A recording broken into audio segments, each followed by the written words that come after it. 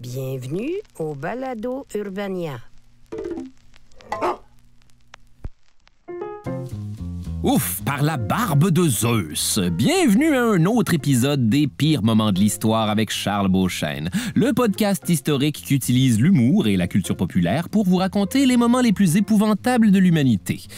Qui aurait cru qu'il y avait de l'argent à faire avec ça? Certes pas mes proches. Justement, après plusieurs épisodes à m'étendre sur des affaires épouvantables comme les tortures anales du Moyen-Âge espagnol, le fait qu'on tuait des autruches pour le plaisir dans le Colisée à Rome, et comment oublier l'âge d'or de la lobotomie avec un pic à glace dans les années 50. Sachez que je suis tanné de ces affaires-là. Alors, j'ai décidé pour cet épisode de m'attaquer à une toute nouvelle forme d'épouvante, les horreurs de la finance. Et quand je parle des horreurs de la finance, je fais bien sûr référence au fait que, comme tout le monde, je comprends rien quand mon comptable parle. Alors, tel que convenu, Monsieur Beauchesne, voici la répartition de vos placements synthétisés dans cet hermétique diagramme à 5 pointes. C'est normal que ce soit pas un diagramme, mais bien un pentagramme? Exactement! Aperite portae inferi! Ah, les flammes de l'enfer, non! Misérable artiste, ça c'est pour m'avoir apporté toutes tes factures lousses dans un gros ziploc pendant 4 ans! J'ai un historique complexe avec le fisc. Donc, étant donné que j'aime vivre dangereusement, voici la fable d'un des cataclysmes économiques les plus apocalyptiques de l'histoire humaine. Ça fait plusieurs fois qu'on le mentionne dans le podcast. Le voici finalement dans un premier rôle, émergeant d'un cercueil comme Dracula ou un des gars de Kiss à la limite. Voici le crash boursier de 1929. Un oupsie financier du début du 20e siècle qui va faire disparaître pas moins de 25 milliards de dollars de richesse en 5 jours direct dans Flush, quand essentiellement l'Amérique au complet va aller jouer sa paye au casino de la spéculation boursière, poussant le premier domino qui allait les mener à ce que les historiens surnomment joyeusement la Grande Dépression. Une décennie au complet où tout le monde va être obligé de vivre comme des gratteux de guitare dans le métro qui suivent leur partition sur une application avec de la pub. Attends une minute, j'ai de la pub. Besoin d'une coloscopie? Ne laissez pas n'importe qui vous rentrer une caméra dans le derrière. Donc, plongeons-nous dans cette fascinante histoire de chiffres avec moi, Charles Beauchesne, qui a terminé ses maths 526 à la peau des fesses puis que son prof lui a véritablement dit avant de partir « En tout cas, j'espère qu'il y a de la job en radio! » Préparez-vous à un épisode où je vais être un véritable magicien de l'illusion de vous faire croire que je comprends de quoi je parle. Mais n'oubliez jamais, c'est une pièce de théâtre qui commence maintenant. Ah ouais, par le générique, créneau d'un bénéfice net par action. Qu'est-ce que c'est ça, cette petite affaire-là?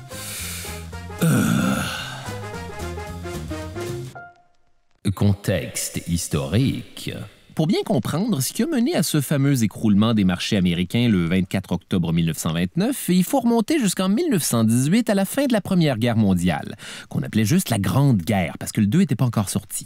Avec le traité de Versailles, les alliés victorieux, qui incluent la France, l'Empire britannique, l'Italie et les États-Unis, vont exiger des méchants Allemands, un pays pourtant débonnaire et au charme latin, une réparation de 33 milliards en dollars de 1918, ce qui équivaut en date d'écriture de cet épisode à plus de 686 milliards US. Donc, en argent canadien, ça fait que ma calculatrice s'est liquéfiée et coule maintenant sur le tapis. En plus, dites-vous que tout ça, c'est de l'argent que les pays d'Europe ne seront pas nécessairement patients à récupérer parce qu'ils doivent eux-mêmes rembourser les 12 milliards qu'ils ont empruntés aux États-Unis.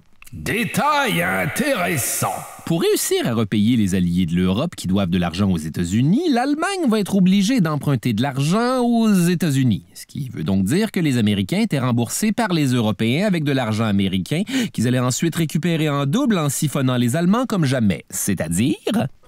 Bonjour, je suis les États-Unis d'Amérique. Hé, l'Europe! Où est mon argent? J'allais justement le chercher en sortant discrètement par la fenêtre. Un instant. Hé, l'Allemagne! Où est mon argent? Nous allions justement le chercher en sortant discrètement par ce vieil escalier extérieur désaffecté de l'immeuble. Un instant. Hé, les États-Unis, on est dans le trouble avec l'Europe. Vous ne pourriez pas nous dépanner avec un peu d'argent? Avec méga intérêt, mais bien sûr! Tenez! Merci. Tenez, l'Europe. Merci. Tenez, les États-Unis.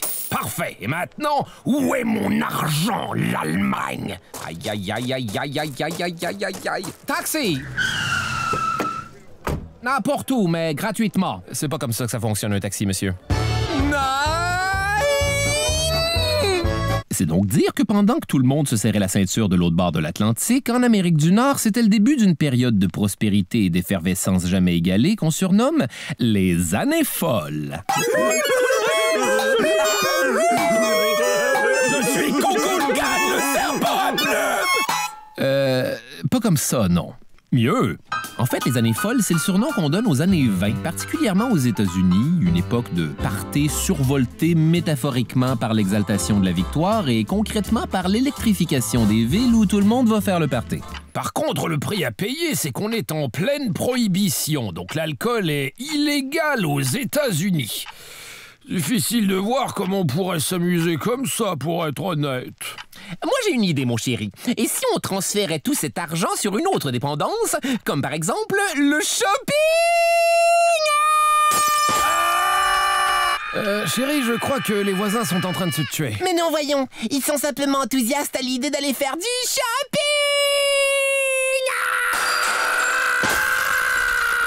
Chérie, tu me fais peur! Eh oui, c'est pendant les Roaring Twenties que l'Américain moyen va avoir pour la première fois la chance de s'offrir des produits de luxe grâce à une toute nouvelle invention, l'achat à crédit. Achetez maintenant, payez plus tard. Vous pensez que les gens d'aujourd'hui sont irresponsables avec ce concept-là? Checkez bien ça dans un monde où les gens savent pas encore que ça vient avec des conséquences. Nous sommes 9 ans avant le crash boursier. Les gens se mettent donc à acheter plein d'articles chers à crédit, des pianos à queue, des phonographes, des aspirateurs, des chars, des bijoux, cette nouvelle bébelle qu'on appelle la radio. Mais l'affaire la plus folle qu'on s'achète à crédit dans les années folles, c'est de très sensuelles actions en bourse, c'est-à-dire...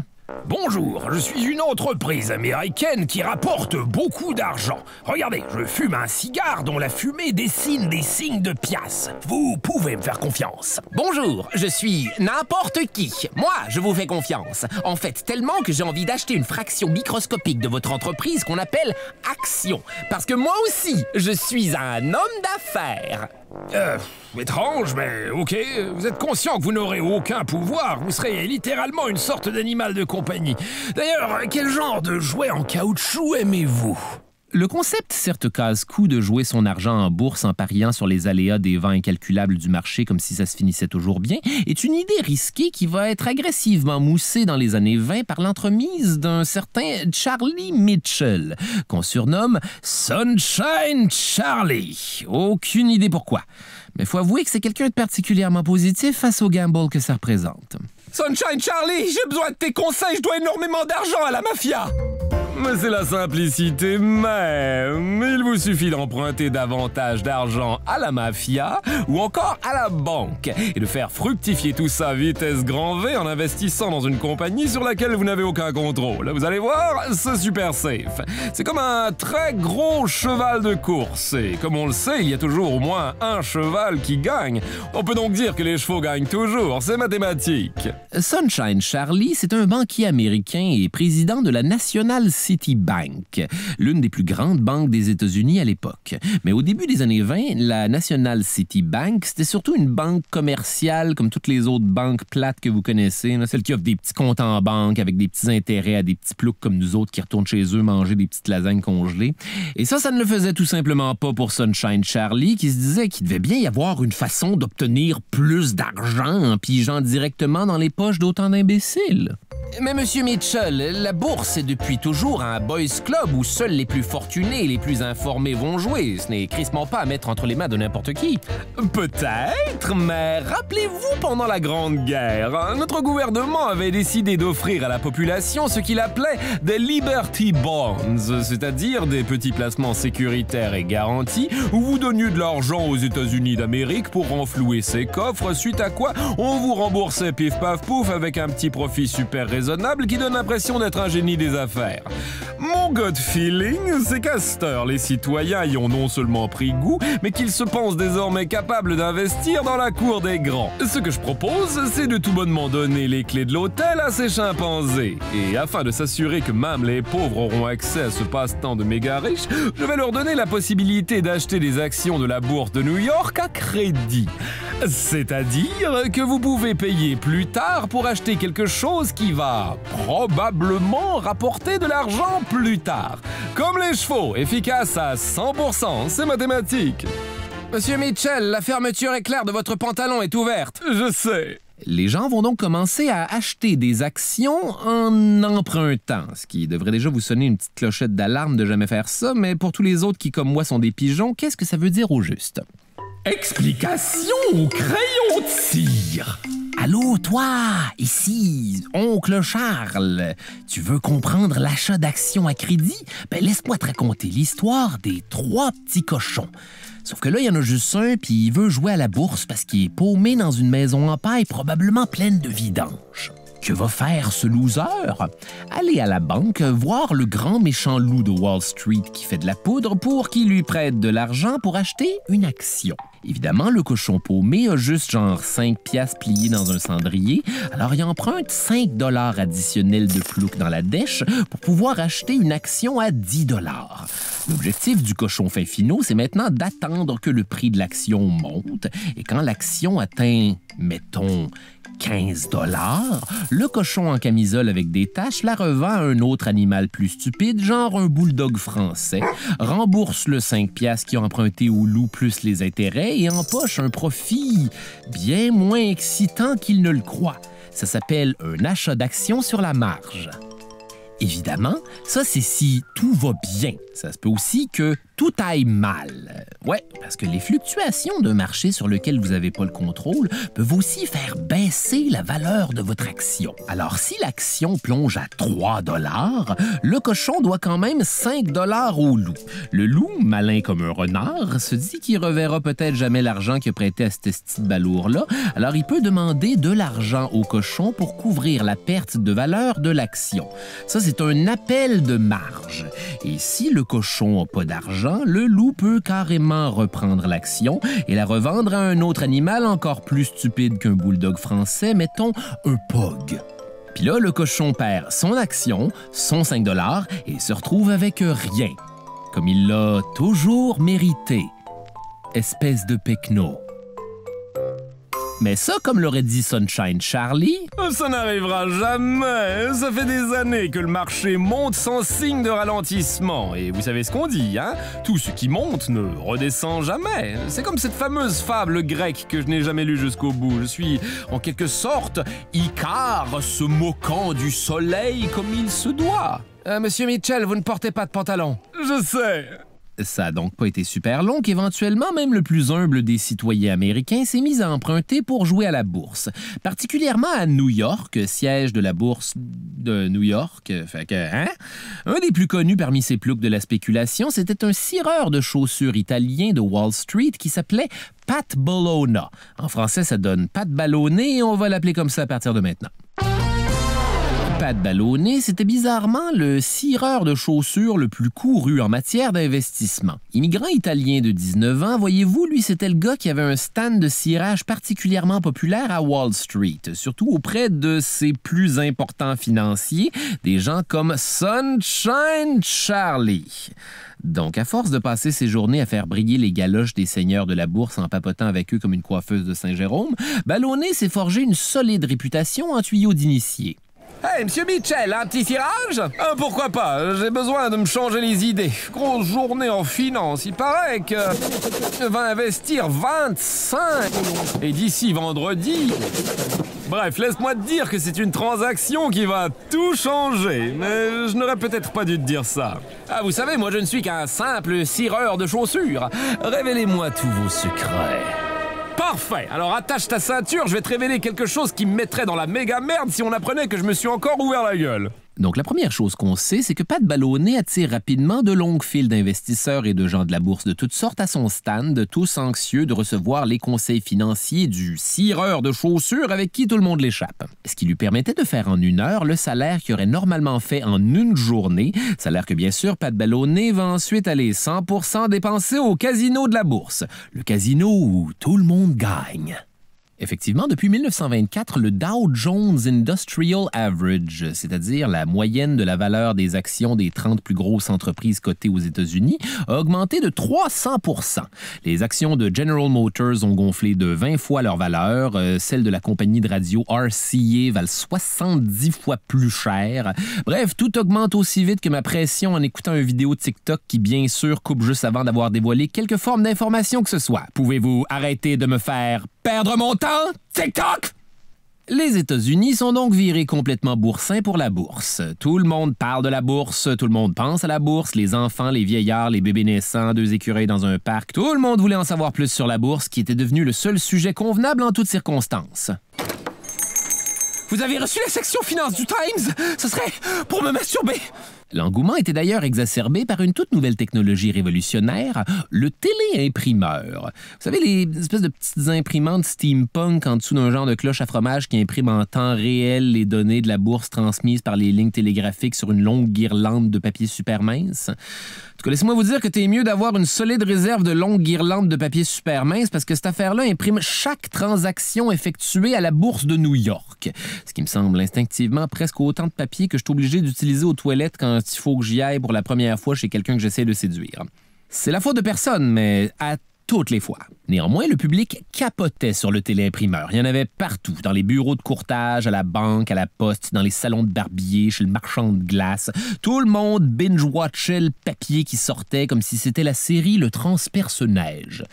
C'est-à-dire, à reculons parce qu'il y a juste ça de disponible sur le moment. C'est pas que c'est mauvais, mais est-ce que c'est bon? Détail intéressant! Bizarrement, un des seuls qui voulait rien savoir d'investir en bourse, c'est le célèbre seigneur de la mafia, Al Capone. Personnellement, je trouve que la bourse, c'est de la pure extorsion et que tous les courtiers sont des bandits. Vous m'entendez? Des bandits. Maintenant, excusez-moi, il faut que j'aille couler une personne que j'aime pas trop dans un bloc de béton. Bon, l'affaire, c'est qu'Al Capone n'a pas tout à fait tort sur celle-là. Le marché boursier est effectivement influencé par une cabale de millionnaires qui instrumentalise les résultats pour s'en mettre plein les poches. La gang de Wall Street! Wall Street!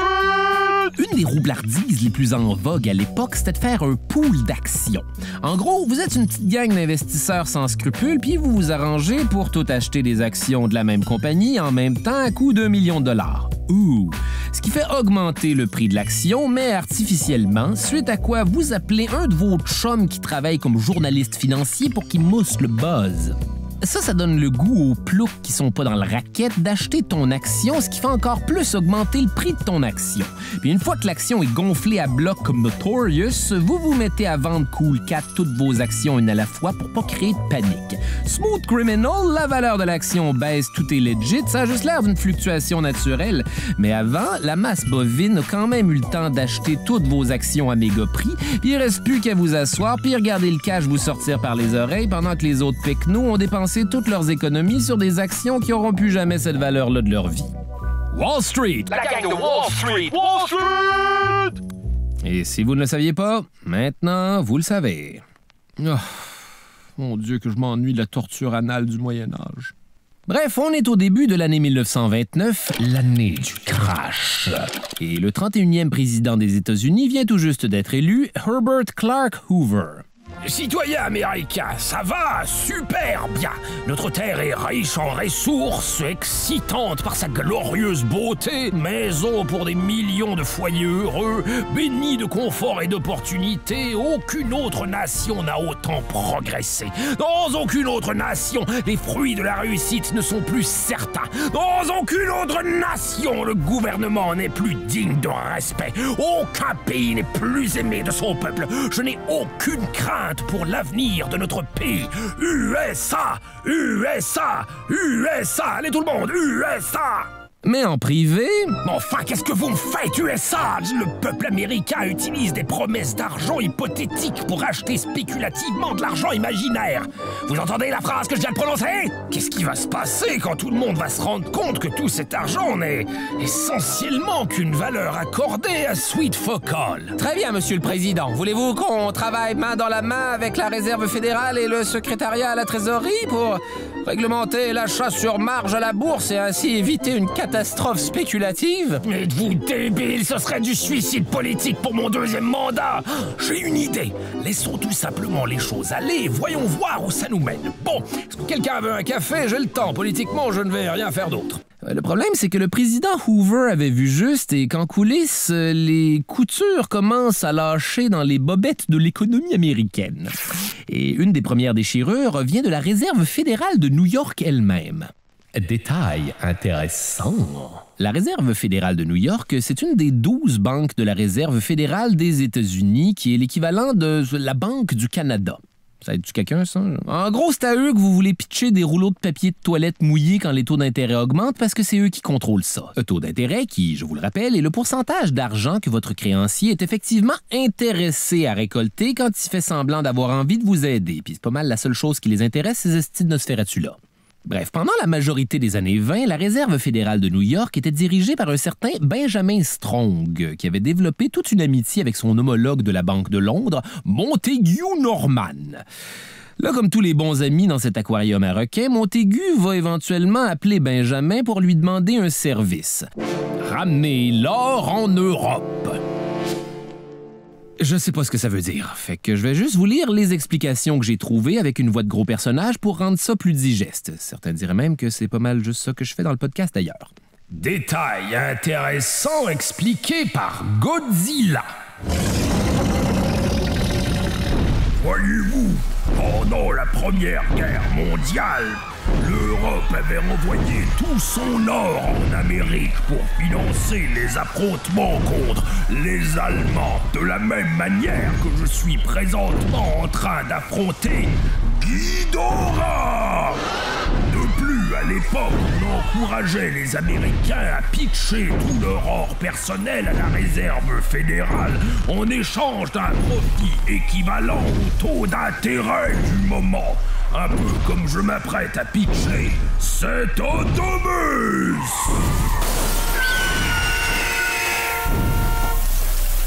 On comprend donc que plus les taux d'intérêt étaient hauts, plus les gens envoyaient leur or à la Réserve fédérale, créant des intérêts aussi élevés que ma chum Mothra qui survole présentement Tokyo.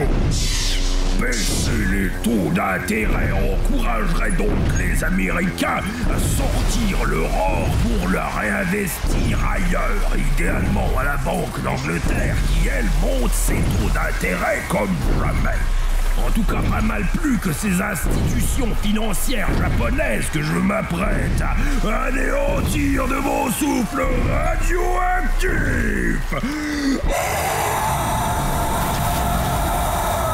Et maintenant, un mot de notre sponsor. Konobangumi wa Gora no sponsor no teikyo desu. Okarishimasu. Je suis là. Je fume une clope.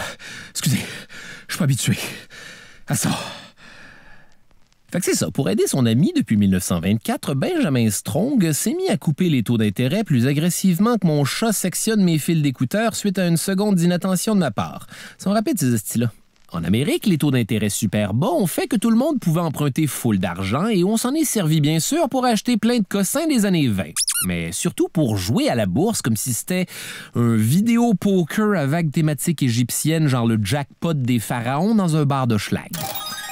À un point tel que les banques commerciales elles-mêmes étaient rendues à emprunter de l'argent aux banques de la Réserve fédérale, ce qui veut dire que... Explication au crayon de cire!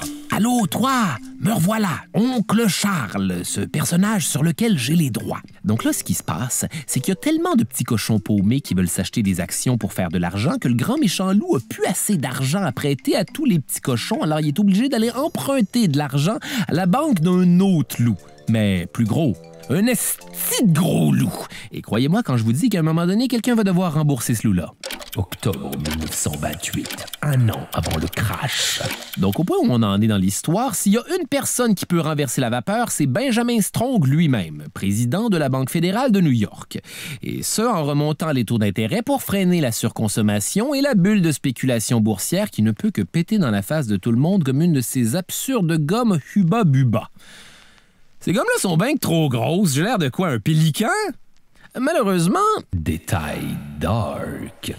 Eh bien, on s'en était pourtant bien tiré pendant la première moitié de l'épisode. Benjamin Strong meurt le 15 octobre 1928 parce que trop de sang lui est sorti par le cul suite à une tuberculose. Ce qui est épouvantable, bien sûr. Par contre, le détail dark ici, c'est surtout que Benjamin Strong a été remplacé à la tête de la Réserve fédérale de New York par la pire personne imaginable, Sunshine Charlie. Ah non, pas lui, beaucoup trop optimiste. Il n'y a pas une espèce de Scrooge avec lequel on pourrait le remplacer? Ok tout le monde, préparez-vous à ne rien changer, tout va super bien. À l'heure où on se parle, janvier 1929, 40% des emprunts à la banque sont investis en bourse dans un monde de pure imagination. Cool, non? C'est comme un de ces amusants pièges à doigts chinois dans lequel toute l'économie de la nation serait jamais. Oh, qu'est-ce qu'on va faire? Wouhou! Ah, Monsieur Mitchell, je tiens à souligner l'aspect impeccable de votre tenue aujourd'hui. Ce n'est qu'une façade parce que je suis assis à mon bureau. En dessous, je suis nu-graine avec des chaussettes. Sauf qu'en février 1929, le conseil de la Banque de réserve fédérale à Washington se réunit parce que tout le monde commence à s'éponger le front nerveusement avec un mouchoir à pois devant l'ampleur du potentiel désastre relatif à avoir autant de l'argent du pays qui repose uniquement sur des valeurs qui peuvent switcher du jour au lendemain pour une infinité de raisons. Fait que le 25 mars 1929, on publie une lettre qui dit grosso modo ceci. On ne veut pas se mêler de ce qui ne nous regarde pas, mais est-ce que ce serait possible pour les réserves fédérales régionales d'envisager, commencer à peut-être essayer de ne pas continuer de prêter de l'argent aux banques commerciales pour qu'elles en prêtent plus à des pecnos? Que se passerait-il si, hypothétiquement, la valeur du marché venait à baisser et que tous les investisseurs devaient rembourser leurs prêts en même temps? Ce serait stressant, non? Désolé de vous avoir dérangé. C'est incendiaire. Mais c'est quand même assez pour créer un petit vent de panique chez les investisseurs qui commencent à vendre et à faire chuter le prix des actions. Et très ironiquement, c'est ça qui va faire que tout va commencer à mal aller. Explication au crayon de cire. Allô, toi, c'est Oncle Charles. Encore. Là, mettons que ton ami a plein de bonbons, mais qu'il veut en donner à personne, on peut assumer que c'est parce que ces bonbons sont, comment dire, bons. Mais si tout à coup, hors de nulle part, cet ami-là décide de vendre tous ses précieux bonbons, vraiment pas chers, on peut assumer que c'est des bonbons de merde, genre réglisse noire. Vas-tu les vouloir? Ben non, c'est de la méga chiotte. Ben c'est exactement ça qui s'est passé avec les actions. Tout le monde a voulu les vendre en même temps, mais personne ne voulait les acheter parce que les actions, c'est des estis de bonbons noirs qui empestent l'anis.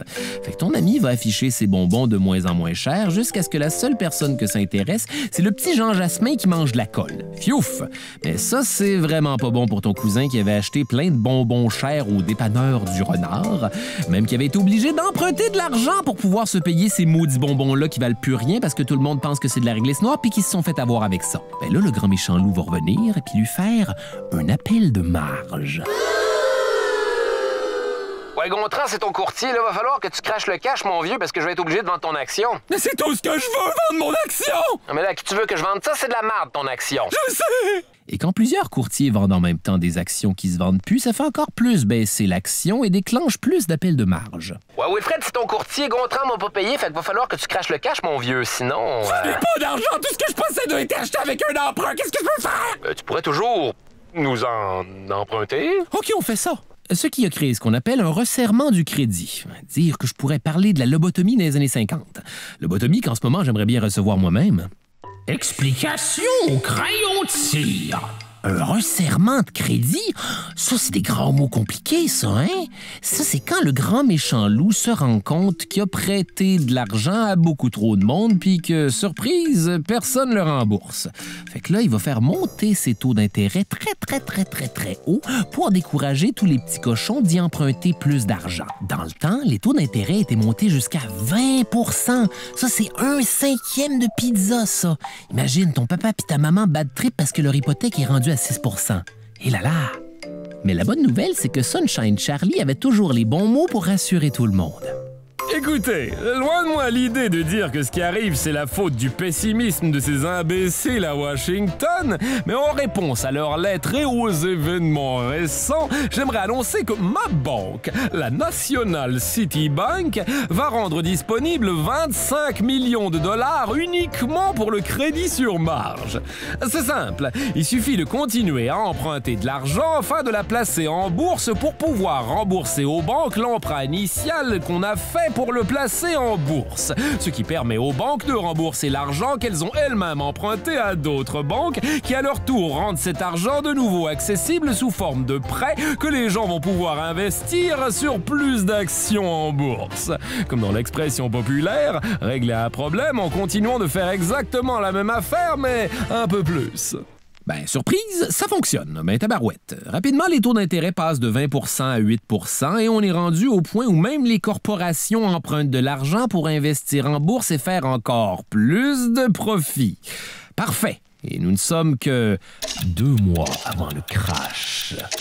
Allons tout le monde, nous avons atteint un plateau duquel nous ne redescendrons jamais. Le marché est solide, solide comme nos entreprises américaines qui vont encore exister dans 1000 ans, telles que Pan-Am, Standard Oil, Oldsmobile et tant d'autres qui passeront le test du temps. Ouais, la joke, c'est que toutes ces entreprises-là n'existent plus aujourd'hui. 13 jours avant le crash. Le 11 octobre 1929 à Boston, la compagnie du diabolique Thomas Edison va tellement bien que son action est rendue 400 $ l'unité, ce qui est, comme on dit dans le jargon financier, pas achetable du Christ. Donc, pour en vendre quand même, on demande la permission de fractionner l'action en 4 actions de 100 $, ce qui leur permettrait de redevenir, excusez le terme technique, un esti de bon deal. Même si ça a l'air du genre d'opération bancaire que ferait le chapelier fou. Vous serez surpris d'apprendre que c'est une procédure tout à fait standard et habituelle dans le milieu des compagnies cotées en bourse. Eh bien, sauf que cette fois, la Commission des services publics leur répond... Ah, bel essai, mais jamais de la vie. Vous ne pouvez pas fractionner l'action en 4 actions de 100 $ parce que personnellement, nous trouvons que votre action vaut à peine plus de 200 $. Bonne chance avec ça, Esther. Ce qui est évidemment l'équivalent de dire que la valeur des affaires dépend du point de vue de la personne qui regarde cette affaire-là et qu'à toute fin pratique, l'argent n'existe pas vraiment. Ce qui n'annonce rien de bon dans un monde où tout est basé sur des valeurs intangibles auxquelles on accorde de l'argent. 24 heures avant le crash. Rendu au 23 octobre 1929, le Dow Jones a, comme qui dirait, chuté de 20 % par rapport au mois précédent, ce qui veut dire que c'est à nouveau l'heure des appels de marge.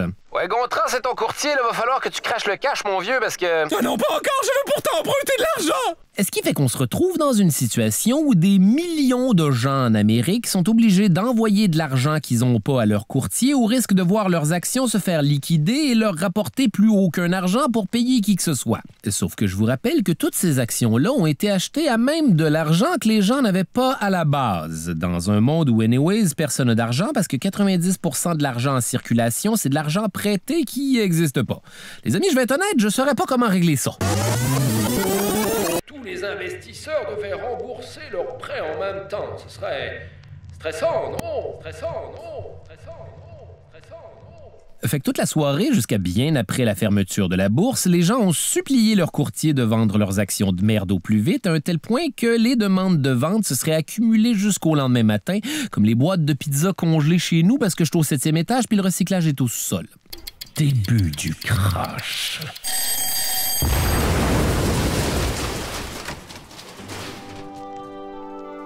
Le 24 octobre 1929 au matin, arrive le jeudi noir. C'est rarement bon signe, ça.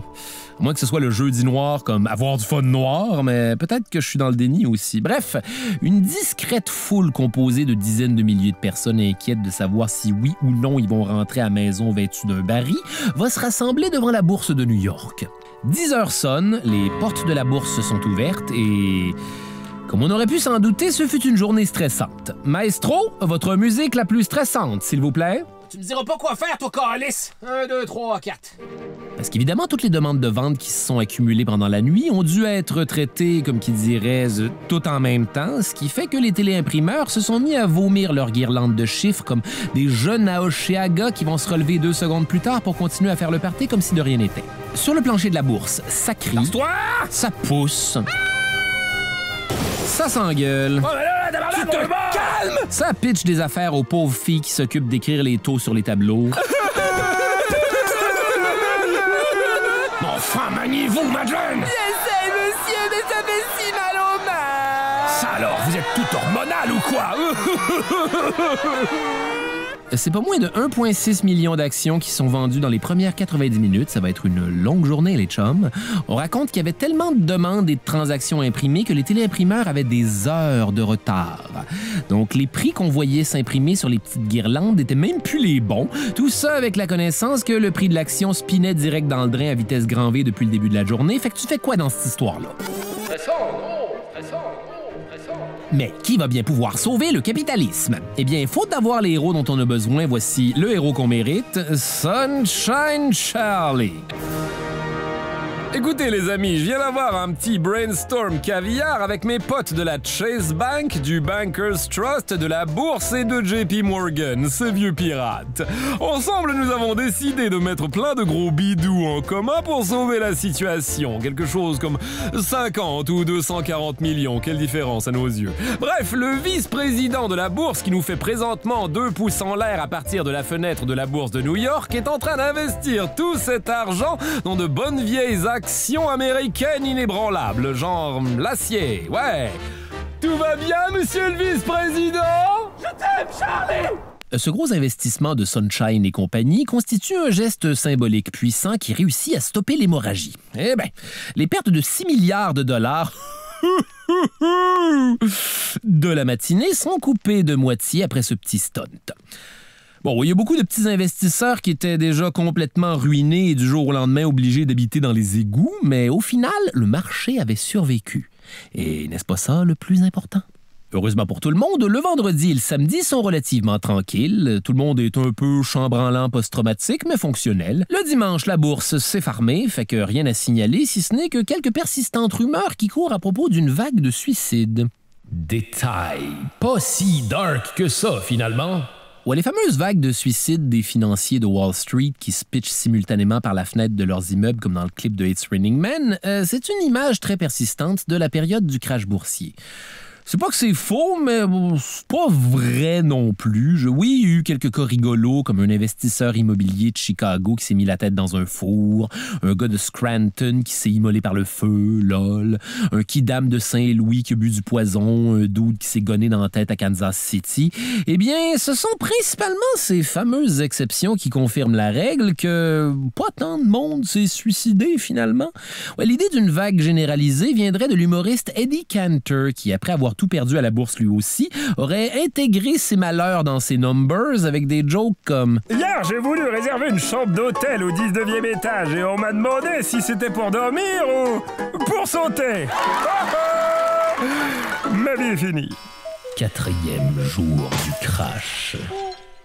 Lundi le 28 octobre, tout va bien. Si l'affaire qui va bien, c'est mal allé. Ben déjà, ça s'appelle le lundi noir, fait que c'est pas super prometteur. Ce qu'on se rend compte, c'est que toute la fin de semaine, personne n'a vraiment repris confiance en la bourse et que tout le monde en a juste profité pour se garrocher à la banque, sortir du marché au plus sacrant et sauver les meubles au plus crisse avant de tout perdre. Ah, Théodore, où filez-vous en marche rapide de si bon matin? N'avez-vous pas confiance en la bourse? Mais oui, voyons, autant que n'importe qui. Poussez-vous! Si le jeudi noir, c'était le chaos, le lundi noir, c'est la même affaire. On s'arrache les courtiers parce que la bourse est tellement volatile que d'attendre 30 minutes de plus, ça peut te faire perdre 10 supplémentaires, puis vous remarquerez qu'il n'y a pas tant de 10 dans 100 %. La différence, c'est surtout que si le jeudi, c'était les petits investisseurs qui vendaient en masse, le lundi, c'est les gros investisseurs professionnels qui s'y mettent et qui commencent à liquider leurs actifs. Ce qui fait que c'est plus les banques commerciales qui font des appels de marge aux investisseurs pour avoir leur argent, c'est les plus grosses banques qui font des appels de marge aux banques commerciales pour avoir leur gros argent que les petites banques avaient emprunté pour prêter aux petits investisseurs. Le problème, c'est que personne ne peut rembourser personne parce que ça, c'est de l'argent qu'on se prête depuis le début puis qu'on se rembourse en fractions parce que personne n'a jamais eu tout cet argent-là. Puis là, on est dans une situation où les gens sont comme « OK, je veux bien, là, mais je l'ai pas l'argent, là. On fait quoi? » J'aurais été porté à dire qu'on vend vos actions, mais je ne suis plus certain que ce soit la bonne solution à ce stade-ci, pour être honnête. Effectivement, l'argent qu'on avait attribué à ces actions-là n'avait jamais existé et par conséquent, il avait disparu. Donc, quoi maintenant? Le sommet du crash. Le lendemain, le 29 octobre 1929, il n'y a aucun signe de ralentissement alors qu'on passe au, vous l'aurez deviné, Mardi Noir. Quelle semaine! C'est pas moins de 16 millions d'actions qui changent de main et 14 milliards de dollars qui se sont volatilisés dans le néant, pour un total de 25 milliards de dollars disparus sur 5 jours, plongés directement dans les abysses d'un système où l'argent et sa valeur n'existent plus. Et là, si vous me permettez l'expression, on donne pas cher de la bourse. Non? Personne? Détail dark.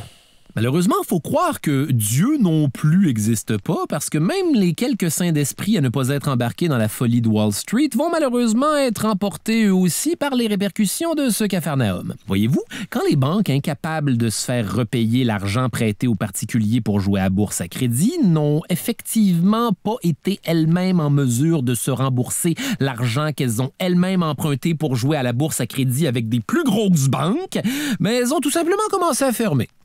Je répète, les banques ont commencé à fermer. Et à cette époque-là, quand une banque faisait faillite, tu perdais tout ce qui était à cette banque-là. Je répète, la banque a fermé. Comment t'expliques ça au public? Écoutez tout le monde, nous avons, comme qui dirait, perdu tout votre argent. Désolé, nous n'étions pas une si bonne banque que ça, finalement. Vous n'auriez jamais dû nous écouter. On pensait qu'on comprenait l'argent, mais il est de mon avis de professionnel des finances que personne ne comprendra jamais rien à l'argent. Voilà. Ce qui arrive quand des banques ferment, c'est que les clients des autres banques qui roulent pourtant sans problème prennent peur et retirent tout leur argent de la banque eux aussi pour pas le perdre suite à une fermeture hypothétique de la banque. Ce qui fait littéralement fermer la banque, qui, je vous rappelle, n'avait pas de problème.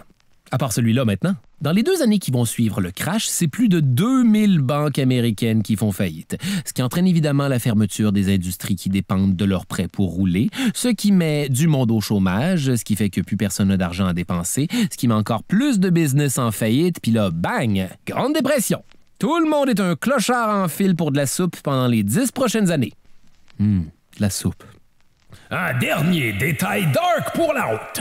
L'implosion du capitalisme à l'américaine va évidemment donner d'amples munitions aux partisans des autres façons de faire, comme le communisme et bien sûr le fascisme.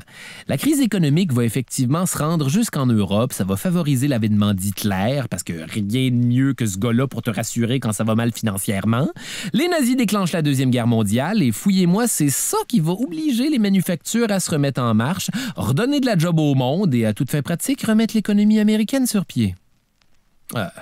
Excusez, là. Il doit bien y avoir une autre conclusion à l'épisode que Hitler a sauvé la journée. Ben non, ça a l'air de ça, hein? Le fin mot de l'histoire avec un grand H. Bon, qu'est-ce qu'il y a à apprendre de tout ça?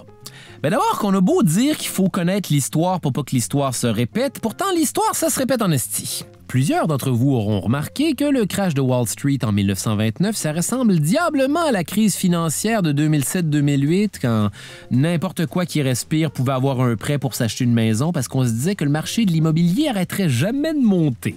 À un moment donné, la bulle a pété. Les maisons ont perdu leur valeur parallèlement à plusieurs emprunteurs qui pouvaient plus rembourser leurs prêts, ce qui a fait que les banques avaient plus les moyens de se repayer en revendant la maison, puis là aussi, les banques ont commencé à faire faillite. Malheureusement, dans les deux cas, c'est des crises qui sont causées par les excès d'une classe de super riches qui joue avec les règles, mais qui s'en sortent généralement assez bien, pendant que c'est la classe moyenne qui paye la facture. Mais plus enrageant encore, selon l'économiste John Kenneth Galbraith, les bulles spéculatives devraient continuer de se répéter tous les 20 ans parce que c'est le temps que ça prend avant qu'on oublie la dernière fois où ça a chié et qu'un nouveau banc de poissons arrive pour faire les mêmes erreurs. Et si jamais être pogné dans une boucle temporelle où on est damné à répéter les mêmes erreurs pour l'éternité sans jamais rien apprendre, c'est pas une représentation parfaite de l'existence humaine, je ne m'appelle pas Charles Beauchesne. Je m'appelle Charles Beauchesne et le cauchemar se poursuit dans un prochain épisode.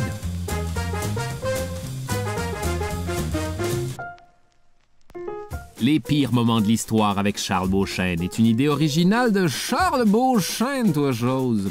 Au texte et à la recherche, Charles Beauchesne, Anne-Hélène Prévost et François de Grandpré. À la réalisation, Barbara Judith Caron. Au montage, Lucie Fournaison. Au son, le studio La Chope. À la coordination, Clément Turpin. À la production, Rosalie Granger. Producteur exécutif, Raphaël Huismans et Philippe Lamarre. Les pires moments de l'histoire avec Charles Beauchesne est une production d'Urbania. C'était un balado Urbania. Abonnez-vous donc.